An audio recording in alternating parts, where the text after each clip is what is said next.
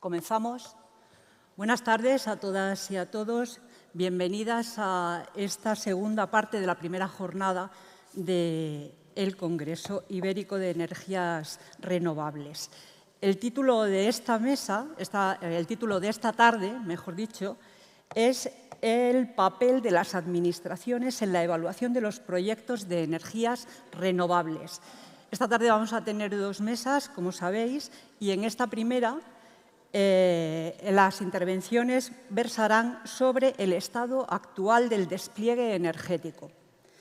Para ello, contamos con expertos y visiones en diferentes ámbitos, desde lo público a lo privado, pasando por la prensa especializada en energías renovables. Os voy a comenzar presentando a las personas que van a presentar cada uno de ellos su ponencia por orden de intervención según el programa. En primer lugar, Pedro Martínez Ruiz, que es ingeniero industrial y jefe del Departamento de Planificación Energética de la Agencia Extremeña de la Energía. El título de su ponencia es Situación energética renovable en Extremadura. Después intervendrá Pepa Mosquera, que es fundadora y editora de la revista Energías Renovables, revista decana de la información sobre energías renovables en España y transición energética. Es licenciada en periodismo, ha colaborado con múltiples medios y ha escrito varios libros junto al también periodista Luis Merino sobre energías renovables, medio ambiente y naturaleza. La revista Energías Renovables y su equipo han recibido numerosos premios a lo largo de sus 23 años de trayectoria, entre ellos el premio ADENEX. El título de su ponencia es La visión de la prensa especializada sobre el despliegue de las energías renovables en España. En tercer lugar, intervendrá Javier Domínguez Clemente, que es licenciado en Ciencias Ambientales y divulgador de las energías renovables para el cambio de modelo energético actual y la preservación del medio ambiente. Es subdirector general y director técnico en Cambio Energético, empresa pionera en instalaciones de autoconsumo fotovoltaico, lo que le otorga una visión privilegiada del sector fotovoltaico. El título de la ponencia es El autoconsumo fotovoltaico y las comunidades energéticas frente a un modelo energético centralizado. Y, en último lugar, Santos Lozano Palomeque. Es ingeniero técnico industrial, especialista en diseño de aplicaciones que integran el uso de la energía y las máquinas. Es investigador sobre una cadena de valor neutra en carbono para lugares remotos, de Tecnoce, que es una empresa orientada a la optimización energética e impulsora de redes de investigación. El título de su ponencia es Energías renovables y actividades productivas en lugares remotos. A continuación, comenzarán las exposiciones de los ponentes. Cuando quieras, Pedro.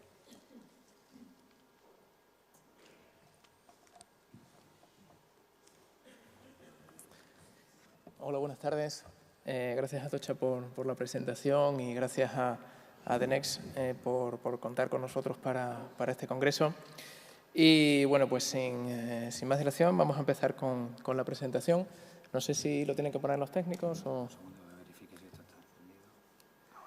Ahí está, de acuerdo, gracias. Bueno, pues como os ha comentado Atocha, la presentación que voy a hacer es referente a la situación energética de renovable en Extremadura. Vamos a ver un poco, bueno, pues las distintas tecnologías que tenemos disponibles, en qué potencia y más o menos lo que aporta cada una de ellas a nuestro sistema eléctrico. Para empezar, bueno, vamos a hacer una visión general, nos vamos a ir a nivel nacional y aquí os presento la estructura de la potencia instalada que tenemos en las distintas energías a nivel nacional, como digo. Tenemos una potencia total de 113 gigavatios y de esa cantidad el 61% son energías renovables. Si os dais cuenta, la energía que aparece con un mayor porcentaje es la eólica, como digo aquí a nivel nacional, segunda sería la solar fotovoltaica y la tercera la hidráulica. Esas tres, digamos que serían los tres pilares principales de instalaciones a nivel nacional. Ay, ¿qué me paso?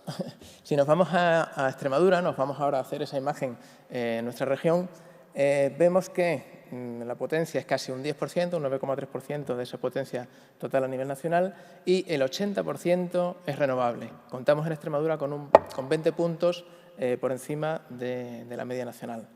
Aquí cambia un poco la estructura que tenemos de instalaciones. Si os dais cuenta, la eólica casi que queda en el último lugar y es la solar fotovoltaica la que tiene pues, el mayor peso, con más del 50% de potencia instalada. La segunda sería la hidráulica y la tercera pues, la termosolar. Si vemos un poco cómo ha ido variando esta potencia instalada en los últimos 5 años, desde el 2018 al 2022, vemos que ha habido un incremento bastante grande en la solar fotovoltaica. Desde el año 2018, que contábamos nada más que con 564 megavatios, hemos pasado a casi 9 veces más, a 5.347 megavatios instalados en nuestra región. La eólica, bueno, comienza en 2019 con el primer parque que se instala en Plasencia, y el resto de energías renovables que disponemos en la región, bueno, pues se mantienen estables durante todo ese periodo.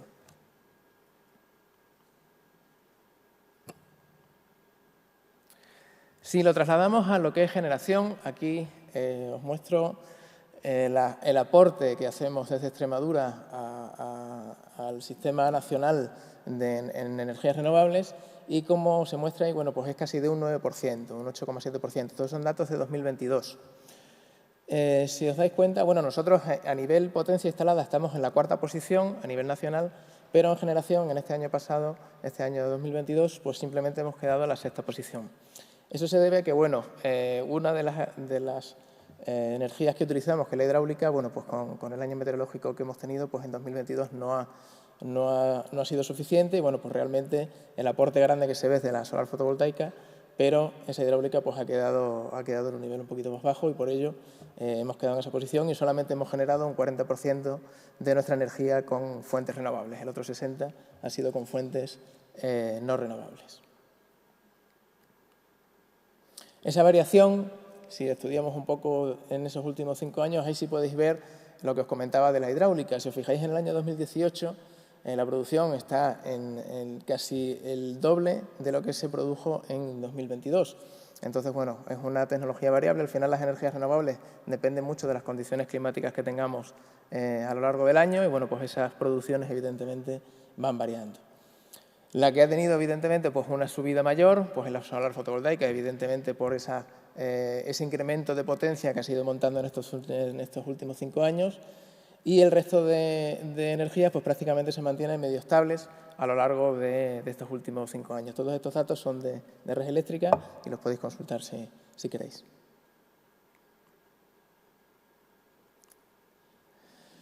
Aquí os enseño un mapa de radiación de Europa que explica un poco el por qué estamos teniendo este boom fotovoltaico en nuestra región.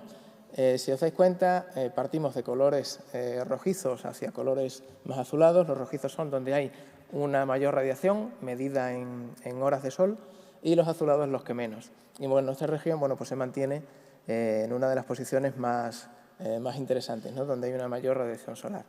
Es por ello que, bueno, que Extremadura pues, reúne más del 40% de la potencia termosolar instalada a nivel nacional y el 26% de la fotovoltaica.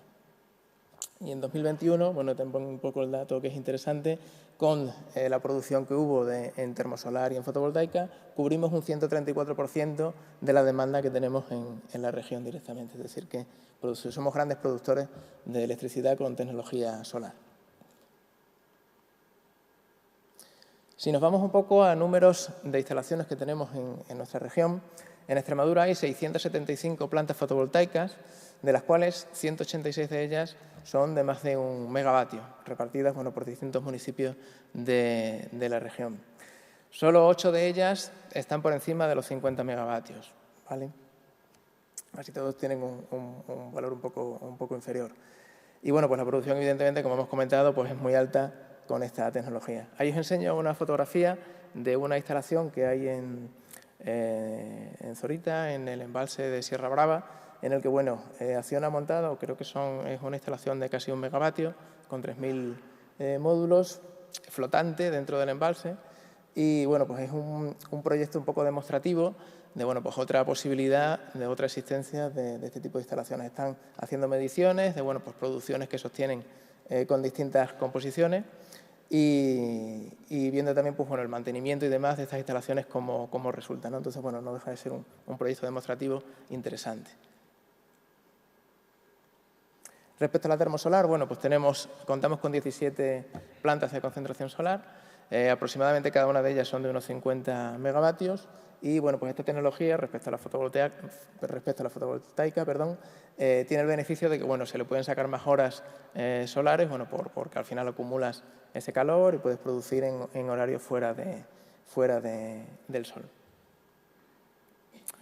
Otro punto que ha hecho que la tecnología fotovoltaica suba tanto en estos últimos años han sido las instalaciones fotovoltaicas de autoconsumo.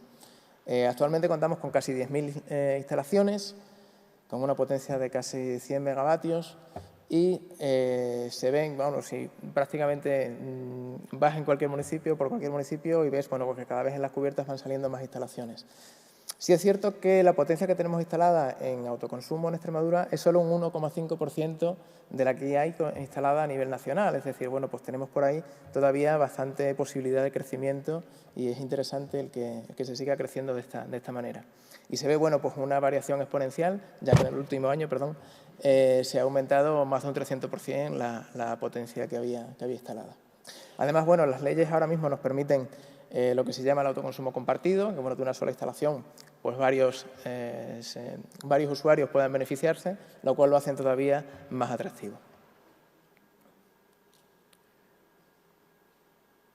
A ver si quiere pasar. Ahora, respecto a la energía hidráulica, bueno, es una tecnología más antigua en la región. Tenemos 26 instalaciones que suman una potencia de los 2.277 megavatios que tenemos y las más importantes son 3 de ellas que acumulan el 75% de la potencia, que son la de Alcántara, la de Cedillo y Valdecañas, ¿vale? Estas centrales, bueno, pues dependen, como hemos comentado antes, del año meteorológico como sea. Respecto a energía eólica, ya hemos visto que tenemos poco instalado en nuestra región. En 2020 se puso en servicio el primer parque en Plasencia y ahora mismo está en construcción el segundo, una ampliación en el mismo parque que es el Merengue 2. Y previsiblemente se amplíe con un Merengue 3, que serían 3 aerogeneradores nuevos. Entre los dos, el Merengue 1 y Merengue 2, bueno, pues sumarían casi 90 megavatios de potencia instalada. Respecto a plantas de biomasa, solamente tenemos 2, tenemos pocas en nuestra región, tenemos una en Miajadas y otra aquí en Mérida, y ambas, bueno, entre ambas suman una potencia de 35 megavatios y está en construcción otra nueva que será en Logrosán, en Cáceres, con una potencia prevista de 50 megavatios. Esto está previsto que en 2025 ya la tengamos en activo y pueda dar su aporte energético.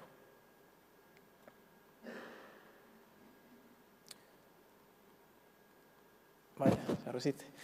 Ay, me lo paso. Bueno, y por último, simplemente porque tengáis una imagen rápida de los distintos proyectos renovables que tenemos en tramitación.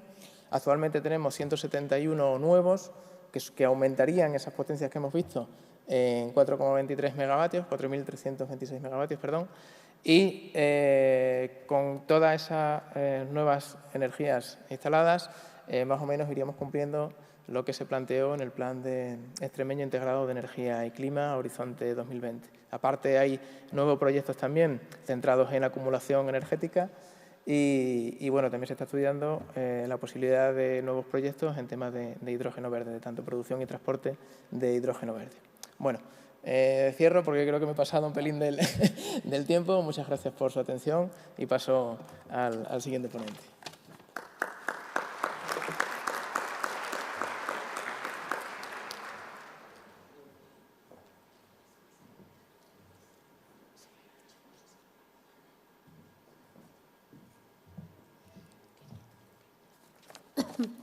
Hola, buenas tardes. En primer lugar, gracias a los organizadores del Congreso por contar con energías renovables.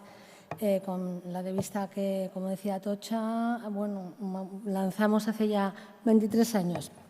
Y como periodistas y es el papel que estamos haciendo aquí, yo empiezo con una noticia que publicábamos hace unos días en Energías Renovables y que da cuenta del despliegue tan espectacular que tienen estas tecnologías hasta ahora en España. El titular era el siguiente: las renovables generan en marzo casi 4 veces más electricidad que el gas.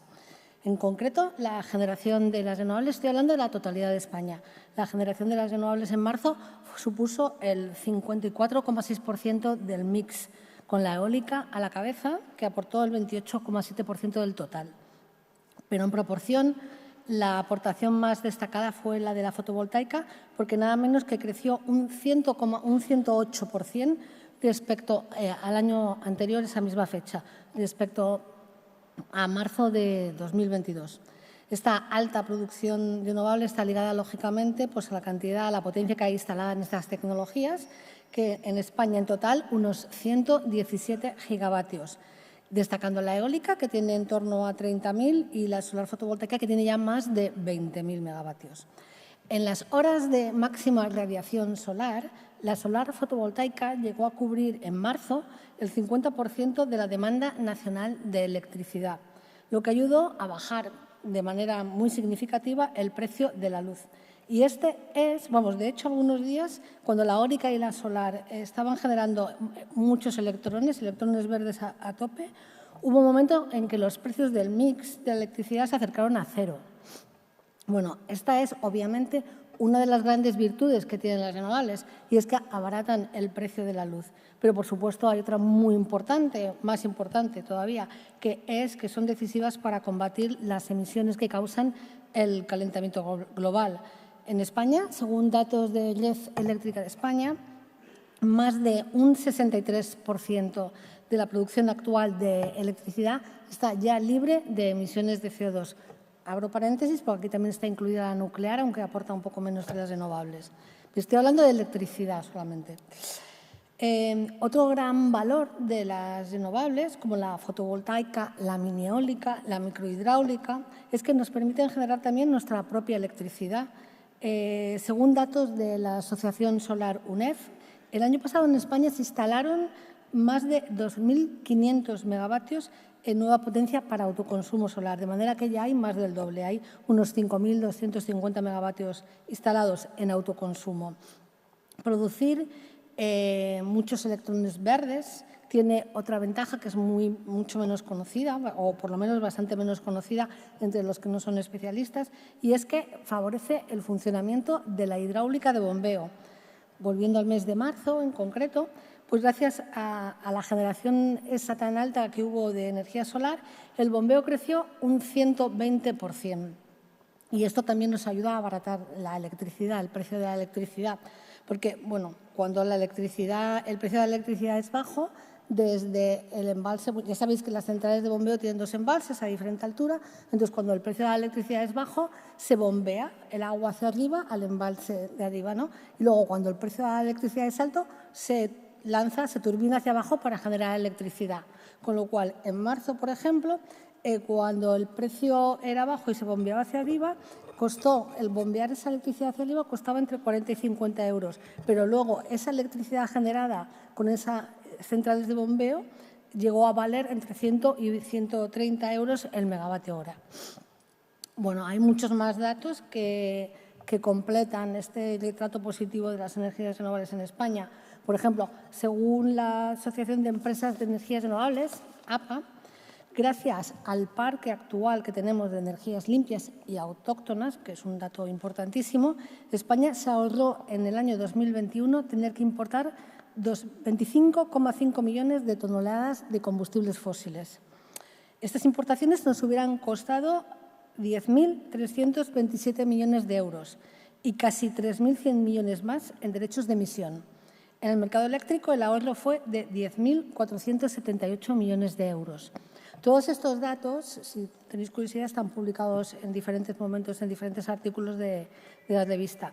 Este sector, por supuesto, también ayuda a generar empleo. Por ejemplo, el autoconsumo es muy activo en generación de empleo. Ahora mismo hay como unas 112.000 personas que trabajan en las renovables en España. Además, estas fuentes en 2021 son los últimos datos que he encontrado disponibles, súper actualizados, ¿no? Estas fuentes contribuyeron con más de 19.000 millones de euros a la economía española, que es el equivalente al 1,58% del Producto Interior Bruto, y alojaron un saldo fiscal positivo para el Estado de 1.598 millones de euros. Aún así, lo que hay instalado ahora mismo no es suficiente para lograr que España cumpla con sus compromisos de descarbonización y pueda alcanzar las nuevas metas en renovables que se ha marcado Europa, ¿no?, para 2030. Ya sabéis, de un 42% de electricidad renovable. Si a esto le unimos un 42% de energía, no solamente de electricidad, la electricidad es mucho más alta. Si a esto le unimos que la presencia del gas en nuestro mix sigue siendo altísima, de hecho, su consumo en los ciclos combinados ha crecido, el año pasado creció nada menos que un 61%. Bueno, pues con tanto gas no es de extrañar que España emitiera en 2022 305 millones de toneladas de CO2 equivalente. Por supuesto que la reducción también de la generación hidroeléctrica a causa de la sequía pues también está detrás de este aumento de las emisiones. Ante esta situación parece evidente que hay que aumentar los esfuerzos de descarbonización y no solo en el sector eléctrico, sino en todos los demás, lo que nos conduce de nuevo pues, a las renovables, pero también al almacenamiento de energía y algo importantísimo como la eficiencia energética. La cuestión es cómo llevar a cabo esta necesidad de desplegar de forma rápida y masiva más renovables, sin causar impactos indeseados en la biodiversidad y en el territorio, que es el tema central de este congreso. De momento en España hay 25 macroparques solares y eólicos, esos que tienen más de 50 megavatios de capacidad instalada cada uno, pero pronto pueden ser muchos más.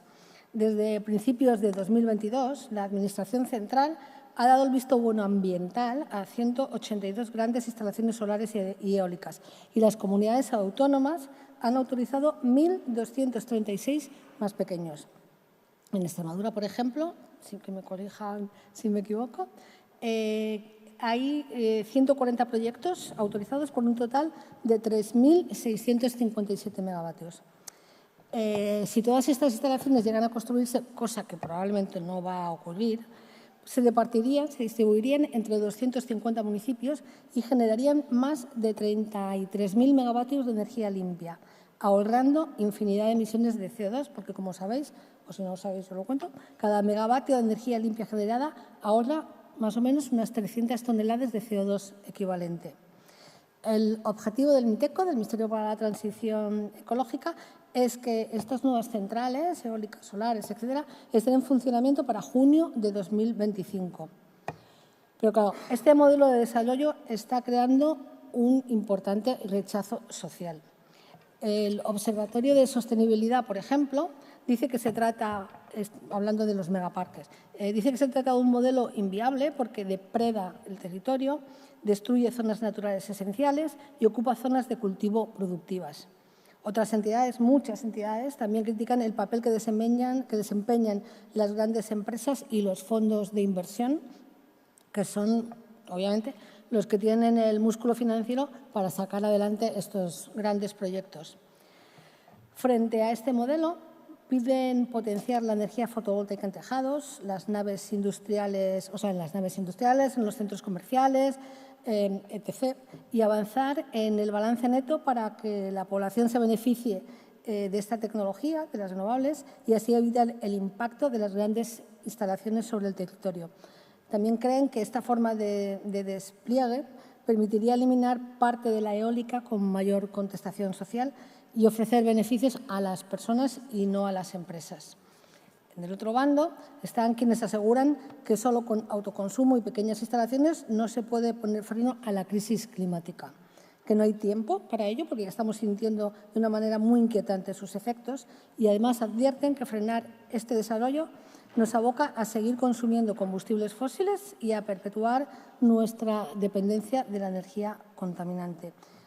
Insisten además en que las grandes plantas en suelo están obligadas a superar para su construcción un riguroso estudio ambiental que muchas veces les lleva a tener que introducir medidas de corrección Y dicen que además que los primeros convencidos son ellos porque no tienen sentido luchar contra la crisis climática agravando la crisis de biodiversidad.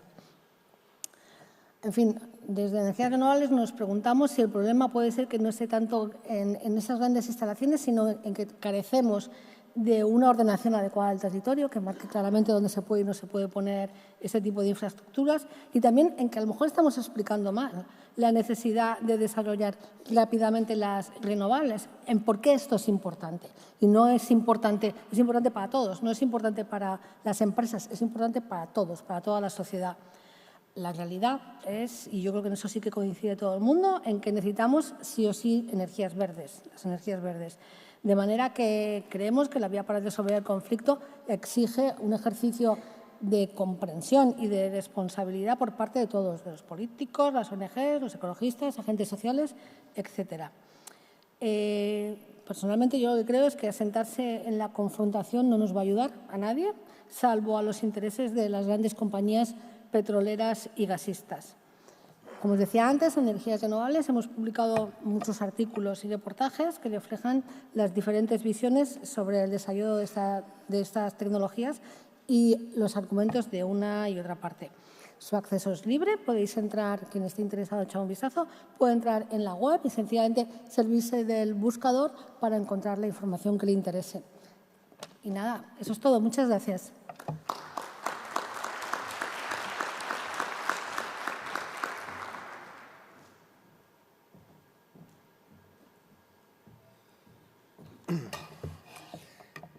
Buenas a todos y a todas.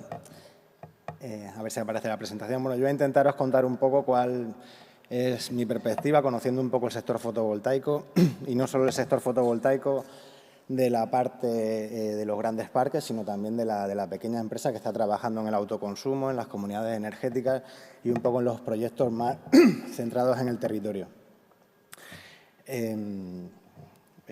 Para pasar, vale.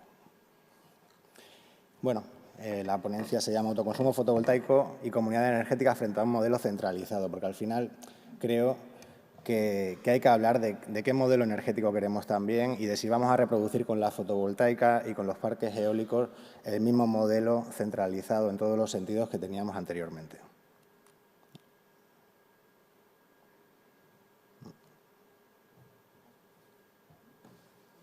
Ahora. Vale, simplemente contaros que somos una empresa nacida en Cáceres, que hemos iniciado el autoconsumo fotovoltaico con otras muchas empresas en el año 2009. Conocimos lo que era el impuesto al sol y cómo en este país se penalizaba las instalaciones de autoconsumo. En los últimos años pues esto ha ido muy hacia arriba y la verdad que ahora mismo pues somos una de las empresas que estamos mejor situados a nivel nacional en el tema del autoconsumo y por lo tanto conocemos bien esta tecnología y el desarrollo que puede tener. Vale. Simplemente, bueno, ¿qué diferencia hay entre la microgeneración? Y bueno, quizá la microgeneración no sea un término correcto porque se refiere a instalaciones de menos de 50 kilovatios que realmente son muy pequeñitas, frente a los megaproyectos, ya sean de energías verdes o no. Bueno, pues en primer lugar, como han comentado muchos compañeros y ahora Pepa también, pues la microgeneración aumenta la eficiencia de las redes de transporte. Al final, al generar cerca del punto de consumo, lógicamente vamos a tener muchas menos pérdidas y vamos a necesitar sobredimensionar mucho menos las instalaciones de transporte. Vamos a aumentar la autonomía del usuario y vamos a perder también dependencia con las grandes corporaciones. Al final, una energía más cerca del usuario es una energía que permita al usuario de alguna manera participar y empoderarse en relación a la generación de la energía, que creemos que es algo muy positivo.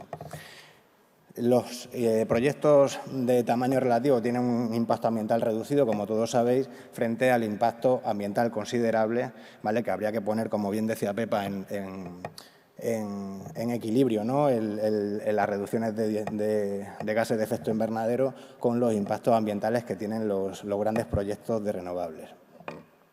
Y luego, pues en negativo, ¿qué tiene la microgeneración? Una velocidad de implantación limitada, que ahora después, al final de la presentación, vamos a ver cómo se puede aumentar esa velocidad de implantación que sí consideramos clave, porque realmente si el modelo de implantación es lento, pues también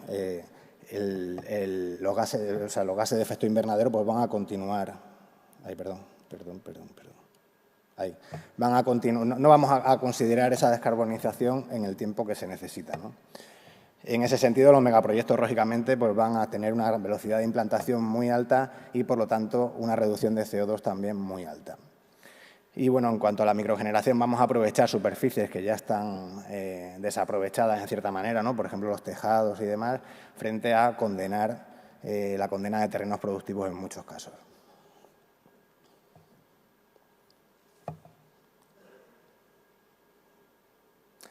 Vale. Entonces, ¿podemos con microgeneración renovable satisfacer la demanda eléctrica? La respuesta no sería polémica, ¿vale? Es una cosa que tampoco está clara, pero lo que sí está claro es que la velocidad de implantación es muy importante y, por lo tanto, tenemos que ir a mejorar la velocidad de implantación de la microgeneración, ¿vale? No se tiene que ver también como una contraposición a los macroproyectos o megaproyectos, ¿vale?, de energía renovable, sino que tenemos que acelerar y darle un poco de ventaja a las instalaciones de autoconsumo, a la pequeña generación renovable. No voy a repetirme en números porque se han dado ya aquí, creo que no merece la pena, y me voy a pasar a ver si lo consigo, y me voy a pasar de estas diapositivas que el compañero de Agenés ya ha mostrado, ¿no?, la implantación de renovables y demás, a esta última. ¿Qué estamos cubriendo actualmente, según APA, en un estudio que hizo el año pasado, en autoconsumo? ¿Qué estamos cubriendo de la demanda energética general, eléctrica, en España? Bueno, pues estamos cubriendo apenas un 2%. Y no solo eso, sino que actualmente tenemos instalados unos 5 gigavatios en autoconsumo en todo el territorio nacional. Según los objetivos del 2030, en la hoja de ruta del autoconsumo se puede llegar a los 14 gigavatios. Desde el sector pensamos que son muy pocos, porque realmente la velocidad de implantación es muy alta, como veis, o sea, se duplica prácticamente año a año, y se estima que se puede llegar a los 30 gigavatios instalados en 2030 en autoconsumo sobre tejado o en instalaciones cercanas a los puntos de consumo. Y el potencial teórico de autoconsumo pues se discute también que puede estar entre los 43 y los 103 gigavatios instalados sobre tejados energéticamente eficientes. Con estos números, ¿dónde podríamos estar en el año 2030 con un escenario medio? Bueno, pues podríamos estar a lo mejor en cubrir el 10-15% de la demanda energética nacional si la demanda energética nacional no aumentara, que se estima que sí aumente pues, con el tema del vehículo eléctrico y con el tema de la calefacción también y la climatización, que se va a electrificar bastante. Entonces, estos son los números. ¿Esto quiere decir que debamos pasar de un modelo de megaproyecto a un modelo solamente de autoconsumo? Lógicamente no.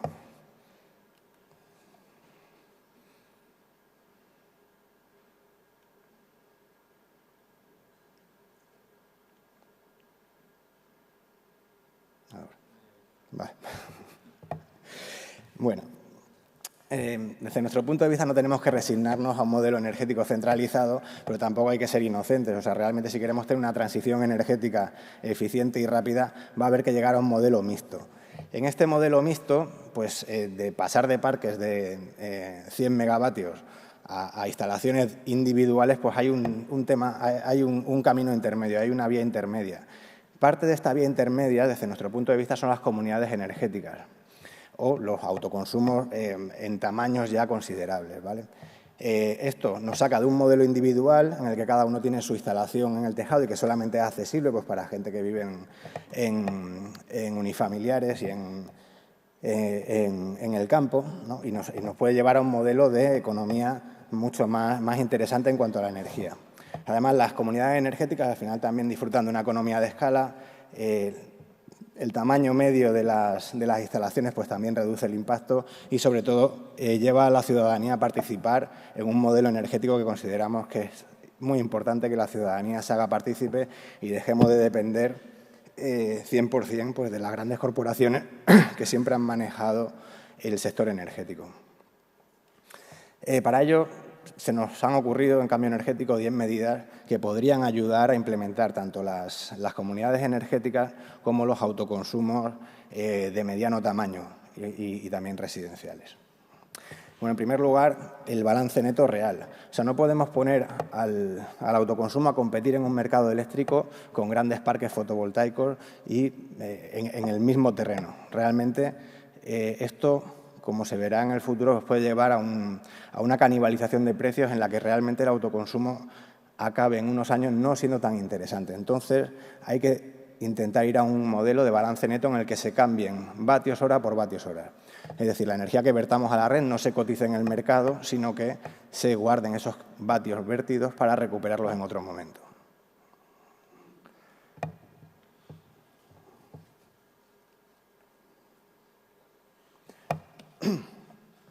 También hay una cosa que está pasando y es que no se está incentivando la cobertura total de los tejados. Se está yendo a un modelo de autoconsumo individual en el cual sí en nuestra vivienda o en nuestra industria hacen falta 50 paneles, pues ponemos 50 paneles para autosatisfacernos, pero no estamos pensando realmente en el bien común porque al final, bueno, no es que no estemos pensando, es que el sistema no lo facilita, ¿no? Porque si nosotros llenáramos todos esos tejados de energía, pues al final esa energía sería aprovechada por el vecino, por la industria de al lado, etcétera, y eso también redundaría en la eficiencia del sistema energético y en la reducción de CO2. Aparte, también hay que buscar modelos de intercambio de energía entre particulares que sean permitidos y que sean permitidos por la legislación. Es decir, darle mucha más viabilidad a lo que son las comunidades energéticas virtuales. Es decir, nosotros instalamos aquí placas solares y que esta energía la pueda aprovechar un vecino de otra ciudad incluso, ¿no? Sería muy importante para nosotros, para la gente del sector y al final también para esta reducción de producción de CO2, la agilización de los tiempos de acceso y conexión a red eléctrica. Ahora mismo esto nos lleva casi una comunidad energética, pongamos, de 2 megavatios, de 1 megavatio, una comunidad ya con un tamaño considerable, va a tener prácticamente la misma tramitación que un proyecto de 20 megavatios de vertido a red, con lo cual pues, los tiempos y dificultan un poquito la implementación de estas comunidades energéticas. En cuanto a las subvenciones, también consideramos que tienen un efecto pernicioso en el autoconsumo, porque al final lo que están haciendo es, para empezar, las subvenciones se reciben siempre 1 año o 2 años después de la implantación y esto lo que hace es que el sector funcione por oleadas. Ahora hay subvenciones, se instala mucho, el año que viene hay subvenciones, la gente se espera al año siguiente. Sería mucho más interesante tanto para el usuario como para la velocidad de implantación del autoconsumo que se hicieran incentivos fiscales directos, como por ejemplo la reducción del IVA, bonificaciones en el IBI, como ya hay en muchos sitios, de gravaciones fiscales, etcétera. O sea, no esperar a que se convoca la subvención, sino realmente establecer medidas directas y rápidas y que el usuario vea desde el primer momento en su bolsillo. Por no hablar de los quebraderos de cabeza que le trae también a la Administración, porque resolver la cantidad de expedientes de subvenciones que hay, pues eso hace también que las propias consejerías pues sean sobrepasadas por esas medidas. Hay otro efecto también importante. Hay otro efecto también importante que es el tema de la adaptación de líneas y centros de transformación por parte de las distribuidoras. Ahora mismo, cuando hay vertidos en media tensión y en alta tensión, adaptar los centros de transformación normalmente recae en el usuario, en la empresa o usuario que haya puesto esa instalación.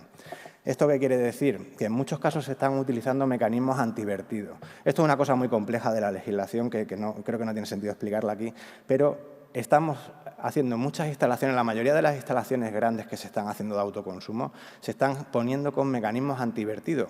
Es decir, estamos capando y limitando la producción de energía fotovoltaica para no verter a la red, porque si vertiéramos a la red tendríamos que adaptar los centros de transformación y líneas y eso muchas veces hace inviable el proyecto por tiempos y por cuestiones económicas. Entonces, esto pensamos que la Administración debía de intervenir y que esto recayera en las distribuidoras que en el fondo son las que gestionan esas redes y esos centros de transformación en muchos casos.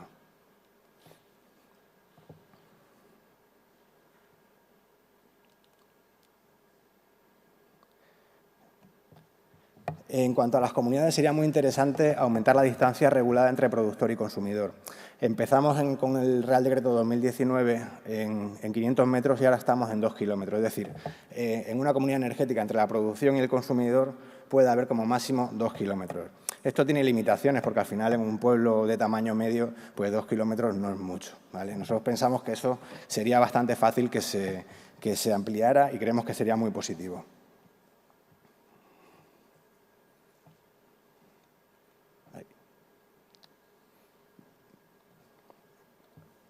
Luego, hay también ciertas dificultades para encontrar fórmulas en las cuales realizar intercambios de energía de múltiples formatos.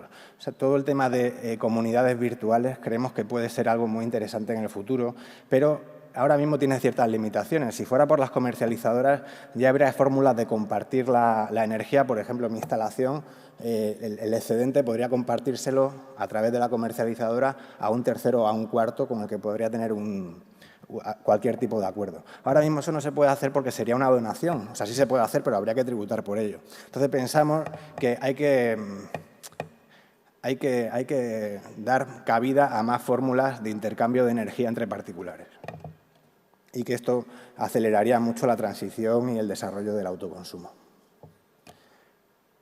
Y luego también una cosa que creemos que no tiene mucho sentido es que para cualquier autoconsumo colectivo hay que poner un contador de generación para la instalación fotovoltaica. Realmente, si esto se hiciera a través de un contador existente, como se hace en un autoconsumo particular, pues esto sería mucho más rápido. La conexión del autoconsumo colectivo se reduciría muchísimo. Y esto pues creemos que también facilitaría mucho los autoconsumos colectivos, que ahora mismo son muy interesantes, pero es cierto que conectarlos está llevando verdaderos quebraderos de cabeza y nos estamos yendo a tiempos de cerca de un año para poder conectar un autoconsumo colectivo desde la instalación.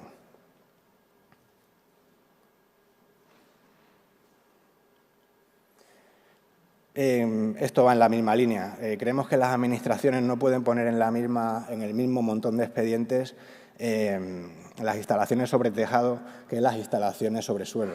Por ejemplo, hacer consultas a las diferentes consejerías sobre el impacto de una instalación fotovoltaica sobre tejado creemos que no tiene mucho sentido. Si ya se habilitó el tejado, poner paneles encima, creemos que no necesita información, ¿no? De carreteras o información incluso de medio ambiente, porque al final estamos trabajando sobre un tejado, sobre una superficie ya construida, y eso al final pues está ralentizando todo también.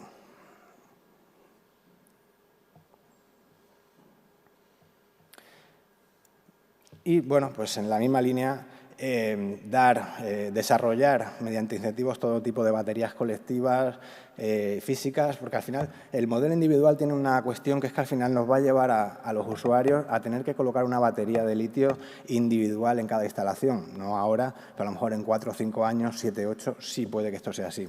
Hay que empezar a trabajar en los modelos de baterías también colectivas, de acumular en la red, que no sea el usuario el que tiene que acumular en su vivienda o en su industria, sino llevar esto a un modelo más colectivo. Creemos que eso puede tener mucho desarrollo.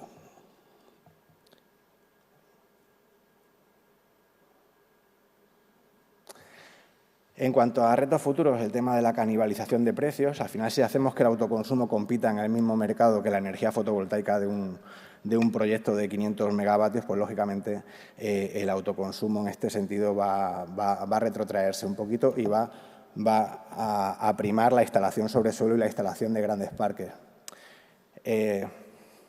La acumulación en red o en batería física, esto también es un reto futuro.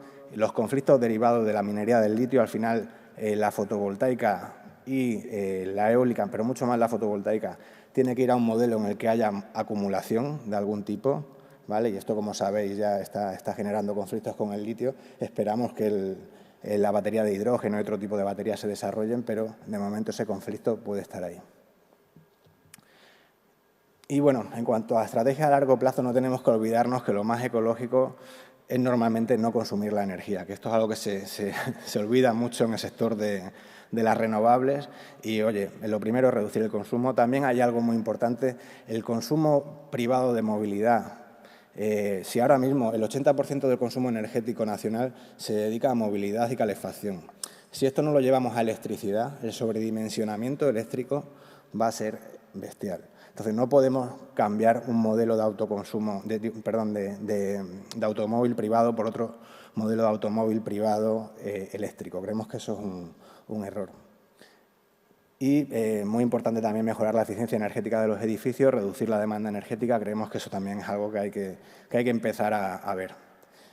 Y nada, con esto me despido. Espero que os haya gustado.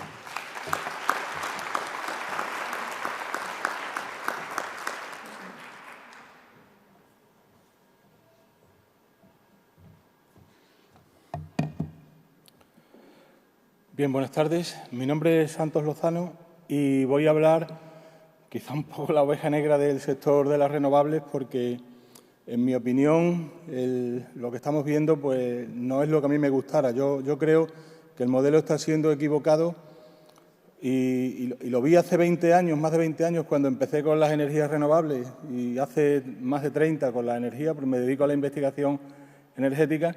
Y es que lo que acaba de decir el compañero, ¿no? Dice, lo que no podemos es intentar cambiar un modelo por otro dejándolo todo igual. Y ese yo creo que es el principal error que hay ahora mismo. A partir de ahí, el segundo de los errores lo veo en la generación de energía fotovoltaica y eólica a gran escala, en lugares donde no se necesita y sin un desarrollo industrial asociado.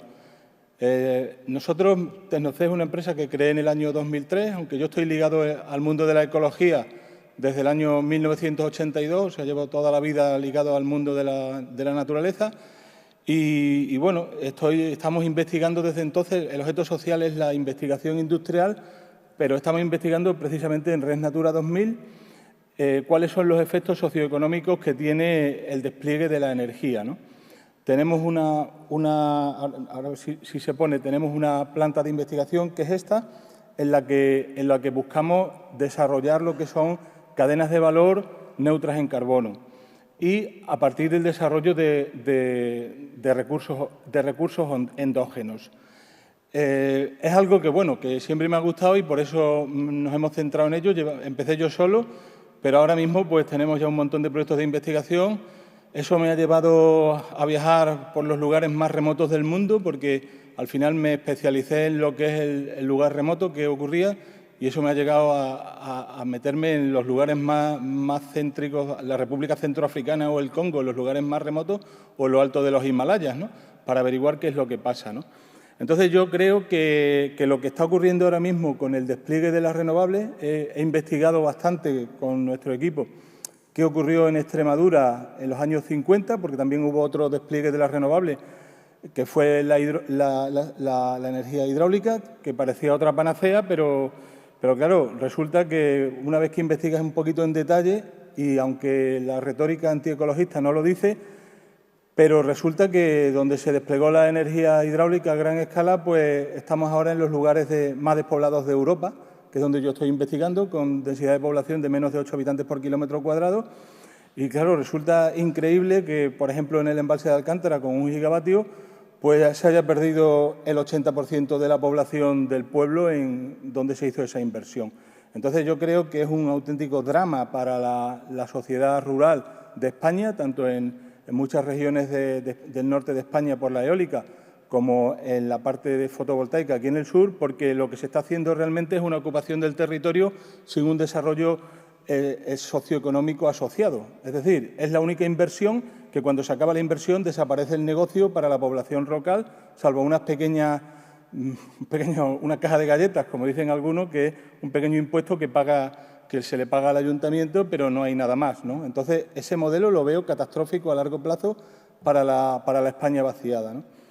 No me quiero extender mucho en ese tema, aunque me gustaría, porque estoy trabajando mucho sobre ello, pero sí me gustaría explicar lo que yo hago o lo que nuestro equipo hace, porque lo que estamos investigando realmente es averiguar lo que yo creo que es clave y es pues, el uso de la energía. No la energía, o sea, nosotros estamos trabajando con fotovoltaica hace ya muchos años, hemos sido pioneros en muchas cosas, con energía térmica a distintas escalas, o sea, desarrollamos sistemas híbridos y construimos los prototipos. Todo esto está construido a mano, manualmente, y luego también hemos construido plantas de biogás a pequeña escala para averiguar algo que es clave, y es qué podemos hacer con la energía, ¿no?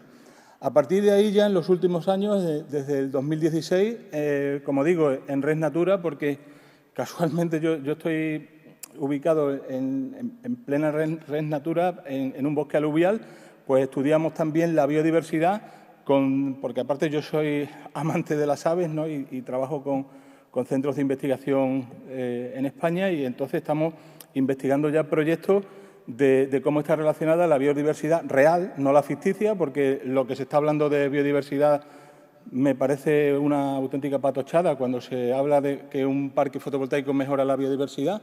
Entonces, eso no es la biodiversidad. Cuando yo hablo de biodiversidad me refiero a biodiversidad real. Entonces, estamos investigando cuál es el efecto de la biodiversidad en este tipo de escenarios de Red Natura 2000, desarrollando modelos socioeconómicos a pequeña escala, prototipaje, y esto está dando resultados muy interesantes. Yo ya desde el año 2016 me he ido cada vez implicando más en lo que es proyectos de producción, bueno, primero de investigación de plantas autóctonas, porque lo que hemos visto es que realmente el problema de las zonas alejadas, de las zonas de montaña, es un problema energético. O sea, el problema de los Himalayas, por ejemplo, pues es que, claro, hay un gradiente altitudinal muy alto, una variación muy grande de la energía, de la temperatura, y las plantas oportunistas no son accesibles, no pueden acceder. Eso lo descubrió Humboldt con la geobotánica cuando subió al Teide, y vio que había pues, muchos nichos ecológicos que podían aprovechar las plantas dependiendo de la orientación del clima, de la altitud, ¿no? Es decir, las plantas que viven en las zonas de montaña tienen unos nichos mucho más especializados que las plantas del valle, que realmente son plantas invasivas. Por eso generan producciones muy altas. Pero eso no quiere decir que no haya escenarios en las zonas de montaña que no se puedan desarrollar también modelos de desarrollo socioeconómico basados en la agricultura tradicional de la zona y en las plantas silvestres, ¿no? Y eso es lo que estamos investigando ahora mismo con 70 especies vegetales diferentes, la mayoría del bosque mediterráneo, de los bosques aluviales y del alcornocal asociado al madroñal y algo de robledal, en la frontera entre España y Portugal y también algo en Portugal. Y lo que estamos investigando es por qué unas plantas se desarrollan antes, otras después, y cómo se puede generar un aumento en la productividad de estas plantas, ¿no? Todo, evidentemente, ni que decir tiene a coste cero. O sea, con energías renovables trabajamos pues para ver cuál es la menor necesidad de energía que requiere una planta para poderse reproducir. Algunas plantas que pueden ser muy interesantes, ¿no? como son, por ejemplo, pues los frutos de montaña, ¿no? Entonces, a partir de ahí, lo que desarrollamos es cuál sería la forma idónea para la producción de estas plantas que se producen poco, porque son variedades más complicadas y más difíciles de prosperar. O sea, son plantas que realmente se están extinguiendo, variedades de cultivo que están en proceso de extinción porque nunca pueden competir con la planta de valle, ¿no? Pero tienen una ventaja sustancial, y es que es una vegetación de mucha mayor calidad, ¿no? Entonces, lo que estamos investigando es cómo podemos acelerar la producción de esas plantas. Ahora mismo estoy produciendo 8.500 árboles de forma simultánea a unas densidades de 500 árboles por metro cuadrado, y lo más interesante es con un consumo de agua de los 8.500 árboles de 7 litros al día. O sea, lo que buscamos es la psicometría de estos prototipos, pues para ver cómo podemos acelerar esa producción de ese tipo de vegetación de montaña que puede tener interés socioeconómico para el desarrollo de la Red Natura 2000. Y, en fin, ese yo creo que es el camino. No solamente estamos trabajando con la producción de plantas, sino que también hemos desarrollado otra serie de prototipos para desarrollar los recursos endógenos en las zonas de montaña y en las zonas aisladas, como son, por ejemplo, la fermentación de alimentos, de productos locales, ¿no? Que el problema que tiene la energía, es lo que yo descubrí hace ya muchos años, es que en las zonas estas aisladas, en las zonas remotas, pues como no hay energía convencional, pues realmente la productividad va a ser muy baja. Entonces, si te vas a los países al centro de África y ves cómo procesan allí el café o el cacao, pues resulta que tienen problemas de plagas, pues porque no hay forma de deshidratar el producto de una forma efectiva, ¿no? Entonces, lo que estamos investigando precisamente son ese tipo de soluciones que generan, en total, forman una cadena de valor, de manera que podemos procesar mejor alimentos producidos localmente, ya sea, como digo, silvestres o, sobre todo, cultivos antiguos o cultivos que están en un proceso de desaparición, pues para aumentar su productividad y de esa manera hacerlas viables. Y bueno, pues esa es la idea de lo que estamos trabajando.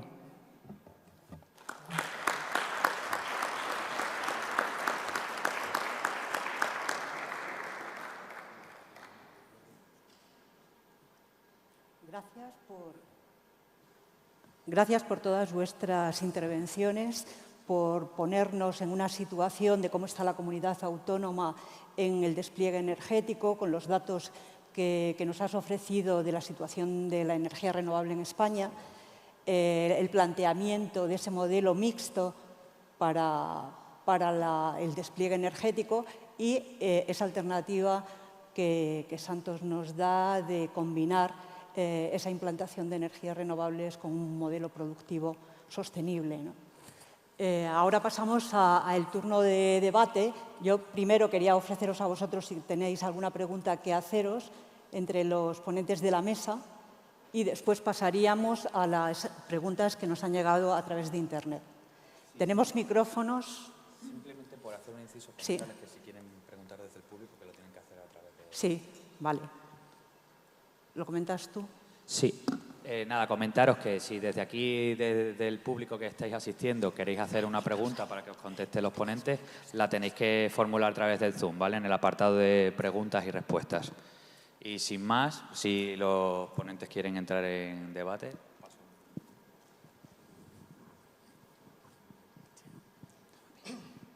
Yo quería lanzar una pregunta a todos, no a nadie en particular.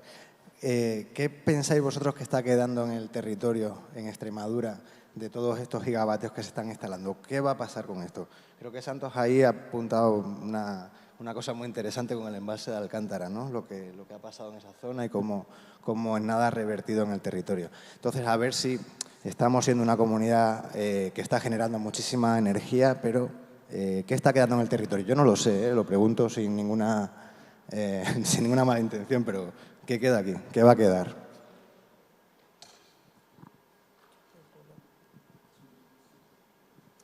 Sí, bueno, algún dato, pero hay muchos más que estamos investigando y es que realmente, en mi opinión, las grandes instalaciones de generación de energía generan despoblamiento, no lo combaten, generan.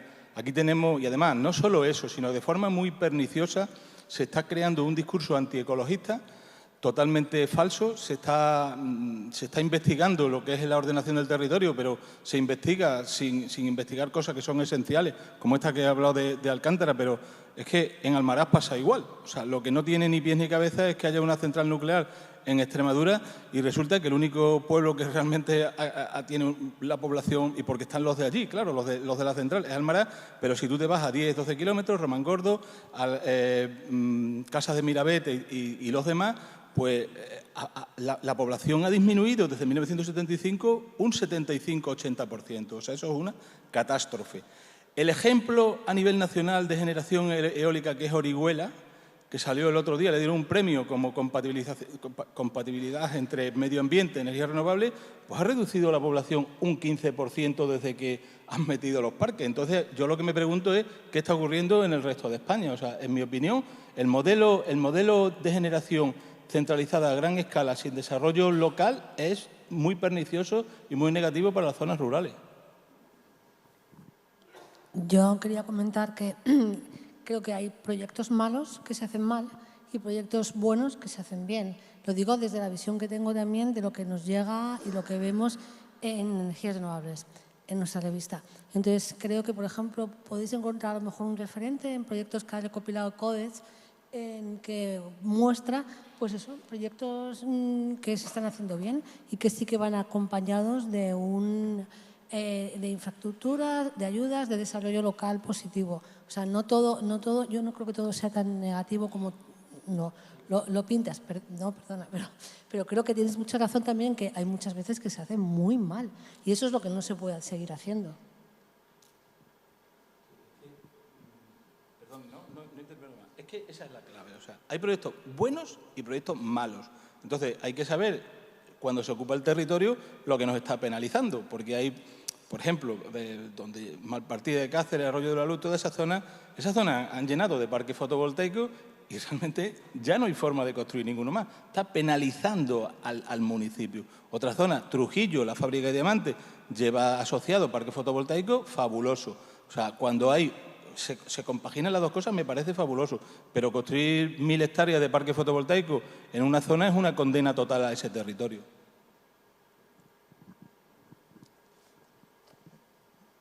Sí, bueno, la verdad, Pepa, yo creo que es importante lo que planteas, ¿no? Esa diferencia un poco entre el tipo de proyecto, cómo se define, e indudablemente, bueno, yo iba a dar el dato de la fábrica de Trujillo, ¿no? que acabas de decir, Santos. Es cierto que, bueno, que hay proyectos que sí, bueno, pues van asociados y que al final es verdad que sería interesante buscar ese modelo en las instalaciones, sí. Vale, si os parece bien, voy a pasar a darle paso a las preguntas que nos han formulado a través de Internet, del streaming, y como consideréis, si os apetece contestarlas. Hay una especialmente dirigida a Alberto, ahora te la formulo, ¿vale? La primera de todas es, ¿la producción de energía en exceso puede ser absorbida por la red? ¿O qué le sucede? ¿Entran en el MIBEL? Javier, perdón. En España todavía la mayoría de esa energía en exceso todavía no se ha llegado a tener un superávit de exceso. Desde luego el autoconsumo no va a ser el causante de ese sobreexceso, ¿vale? Que esto lo apuntan muchas veces caciosamente desde mi punto de vista las energéticas, ¿vale? Las grandes energéticas. O sea, el autoconsumo, como hemos visto, es el 2% de la producción. No va a ser por autoconsumo que las redes se saturen, ¿vale? O sea, eso para empezar. Y en segundo lugar, de la energía renovable, y quizá aquí el compañero de Agenes puede dar más datos, ahí sí que puede ser que haya momentos en los que haya que limitar la producción renovable porque no hay demanda.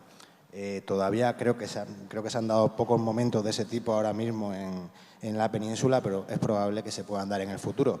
¿Qué creo desde mi punto de vista que hay que hacer ahí para no penalizar al autoconsumo? Oye, el autoconsumo es una producción de cercanía que está llevando la energía al vecino.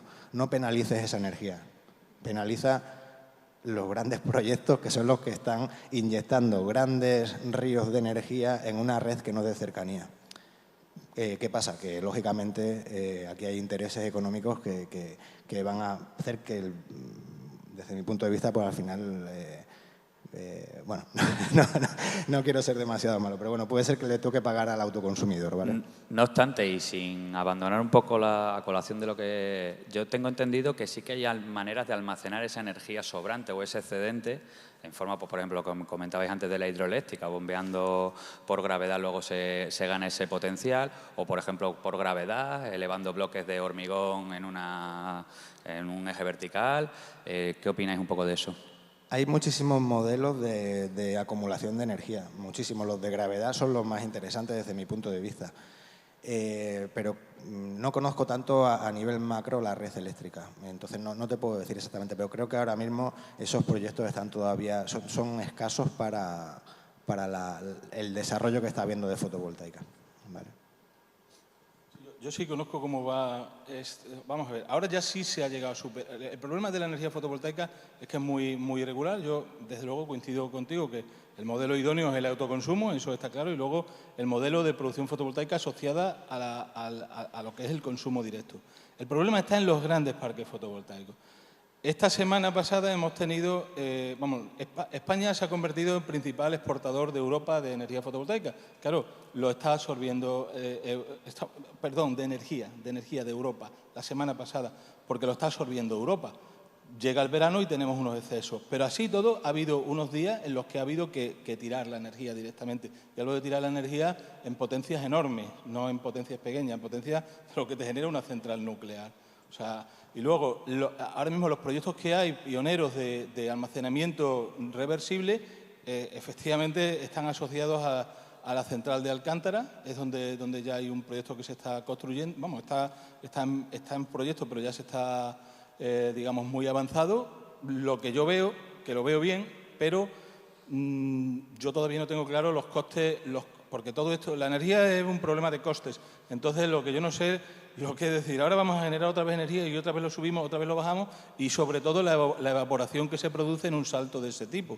que esa es otra, porque no nos engañemos que las centrales, o sea, cuando se dio, y yo no tengo nada en contra de Iberdrola, aunque hablo mucho de ello, pero a ellos se le dio la concesión administrativa del Tajo y la energía y el agua es para ello. Entonces, el agua pues la usan, se evapora muchísima agua en esos embalses, se evapora mucha agua en los altos y estamos en plena sequía y ellos están desembalsando. Entonces, dejar en manos de las eléctricas el modelo ese sube-baja lo veo incluso más negativo a la hora sobre todo del ahorro de agua.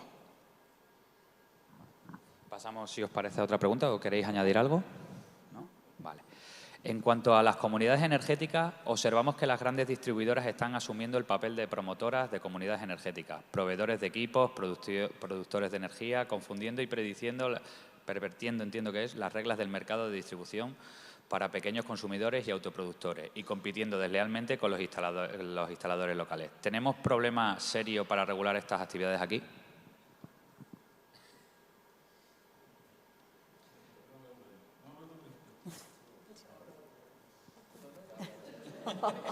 Hay otro micro, no hay problema. Vale, no, que no quiero copar el micro. Se está viendo que ahora algunas grandes energéticas son las que están efectivamente atacando más el tema de las comunidades energéticas. Y en cierta manera, no digo que se produzca, ¿vale? Pero pueden tener cierta información que empresas como la mía pueden no tener, ¿vale? Ahí lo dejo. Pueden, ¿vale? Entonces, bueno, pues eso puede efectivamente corromper ese modelo. Sí, desde mi punto de vista puede pasar. Vale, puede pasar. Hay más. Lo de las comunidades energéticas es más patético todavía, porque yo lo he investigado, he analizado toda la normativa europea, lo único que realmente está regulado es el término comunidad energética y lo que han hecho las generadoras, han inventado otro asociado y es comunidad solar. O sea, ellos han ideado un modelo que le llaman comunidad solar, que realmente no es una comunidad energética, es seguir como siempre. Yo he analizado contratos, me ha venido gente, lo he analizado y realmente no es una comunidad energética. He hecho mis gestiones para ver si se podía alegar que eso era un fraude, pero no porque lo que han hecho ha sido cambiar el término, comunidad solar. Comunidad solar es que ellos venden energía de autoconsumo, no es una comunidad energética. La comunidad energética es realmente fabulosa.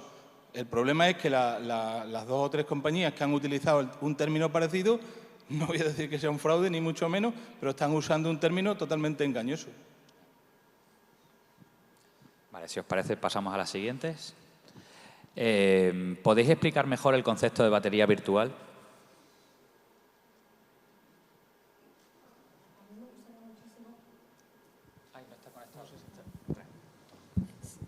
Sí, me gustaría mucho que alguno de mis compañeros lo explicara, porque a mí me cuesta un trabajo ímprobo entenderlo. Porque además yo creo que ahora mismo, por ejemplo, yo tengo autoconsumo en mi casa y me gustaría contratar, porque sé que hay comercializadoras que lo ofrecen, precisamente todos esos kilovatios que genero de más y que ahora mismo estoy inyectando a la red, en vez de inyectarlos a la red, pues eso, el poder almacenarlos virtualmente para poder disfrutarlos en el momento que yo quiera. Bueno, respecto un poco el tema de la batería virtual, por dar unas pequeñas nociones, yo tampoco conozco en exceso, si yo también tengo una instalación y hace poco he cambiado a comercializadora con este servicio, con batería virtual.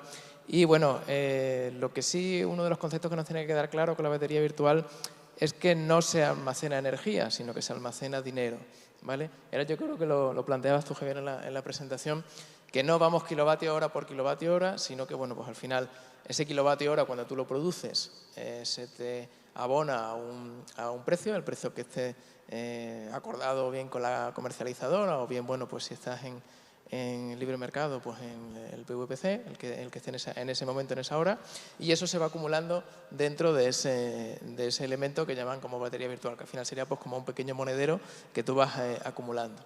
Cada compañía comercializadora también le da un poco el formato que entiende y que quiere.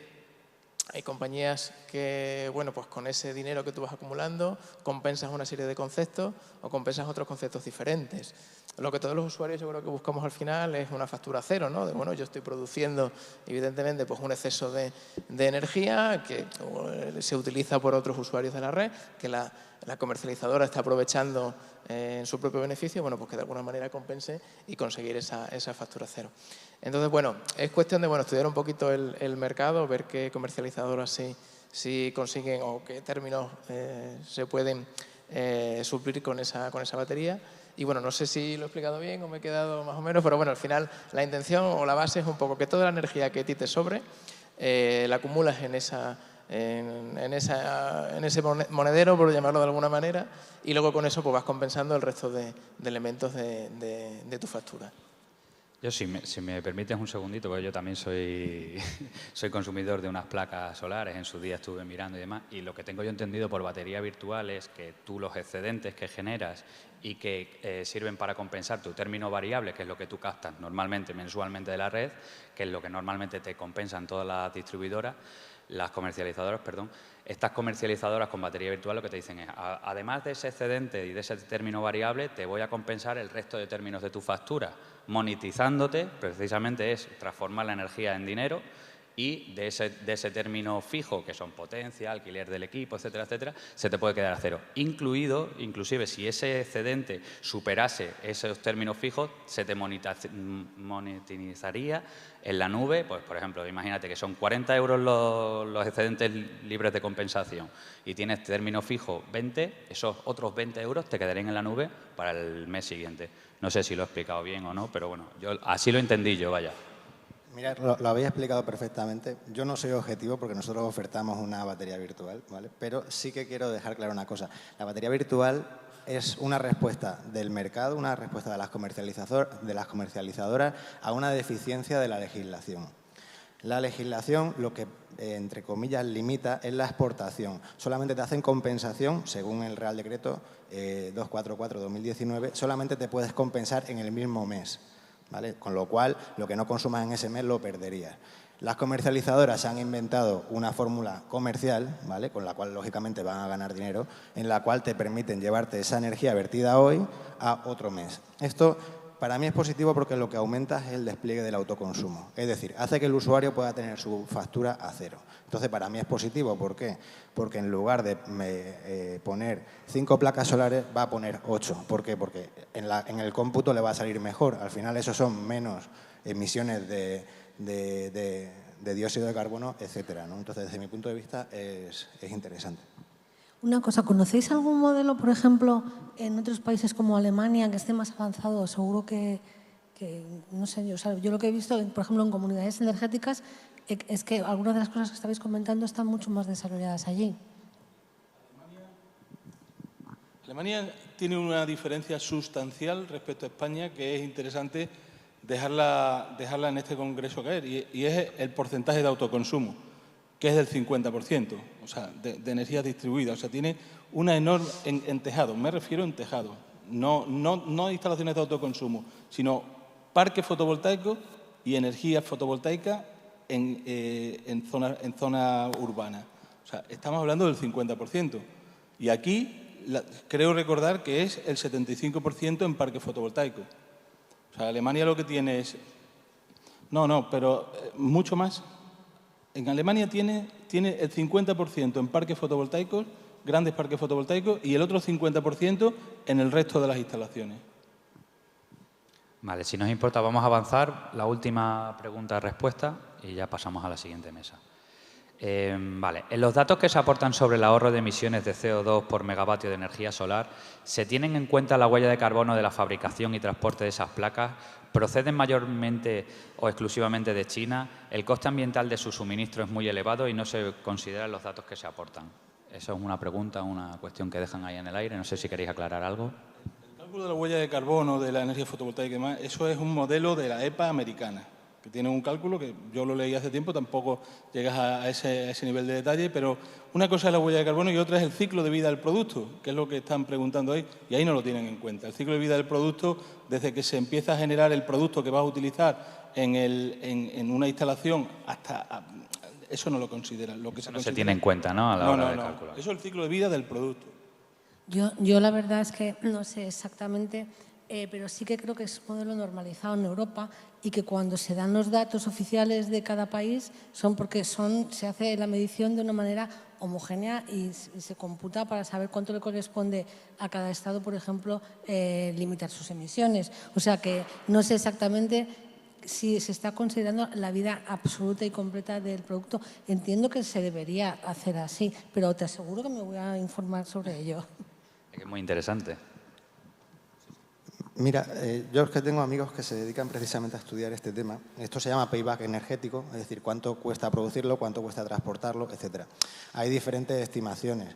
Desde luego, si se manejan datos de hace 10 años, se puede ir a un payback energético de hasta 15 años en que una placa solar se pague energéticamente su producción. Pero eso es totalmente erróneo. Ahora mismo se están barajando datos de 2, 3, 4 años de payback energético. Además, esa pregunta que tiene yo entiendo por dónde va, no está considerando que el transporte de placas solares se produce una vez desde China a aquí. El transporte de petróleo desde Arabia Saudí aquí se produce constantemente. Entonces, si comparamos petróleo con placas solares, por favor, no los pongamos en la misma cesta porque es un error. Están al mismo nivel. Y creo que por ahí va un pelín. Eso es muy difícil calcularlo. Realmente, el cálculo que se hace es cuánto CO2 y óxidos nitrosos eliminas sustituyendo ese consumo de gases de efecto invernadero por energías renovables. Y es la diferencia. O sea, si tú has consumido pues 20 kilovatios, ¿cuántos óxidos nitróxidos, cuánto CO2, cuánto metano produciría y cuánto elimino? Pero ya está. Pero claro, ponerte a hacer todos los cálculos de cuánto tarda el petróleo en venir, eso es complicadísimo. Vale, pues muchas gracias. Gracias.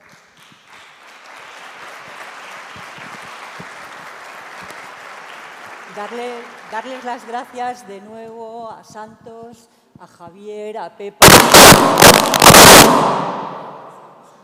¡Guau!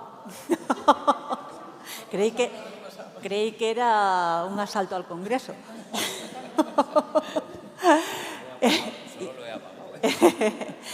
Y a Pedro por poner algo más de luz sobre la situación de las energías en España y en Extremadura. Y nada, vamos a hacer un receso de 15 minutos y pasamos a la mesa siguiente. Muchas gracias a todos por vuestra atención.